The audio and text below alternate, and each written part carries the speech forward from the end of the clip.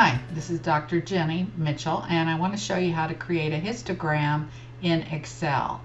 As you can see here in the column A, we have the wait time of our customers. This is the same histogram data that we use for SPSS. And as you can see, I've already built this for you so that you can see what it would look like. A histogram has continuous data here, so what we want to make sure of is there's not a large gap. And so I've taken a picture of formatting the data series so that you can see the gap width shown here is at 5%. So we want something 5% or even less. So I'll go over here to the wait time. I'm going to go to data. I'm going to go to data analysis because I have my analysis tool pack loaded in. Notice that my choice here is histogram. I say OK. My input range is going to be the information including the label.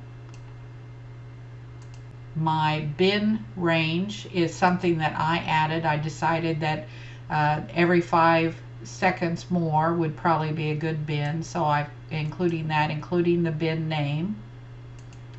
And that's why I have the labels checked. I'm going to put the output range below this current histogram, and I'm making sure that I have the chart output checked, otherwise you won't get a chart.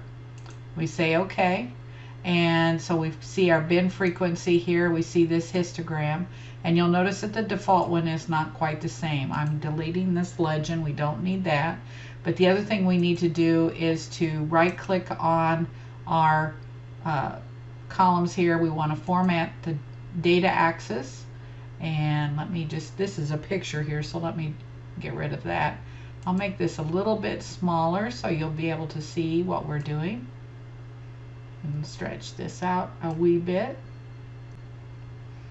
And so when we right click our data and things here, and I don't know if you can see this, so let me make this a little bit bigger here.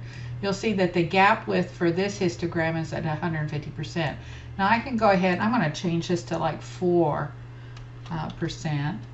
and you'll see that I barely have a space in there so that it's readable.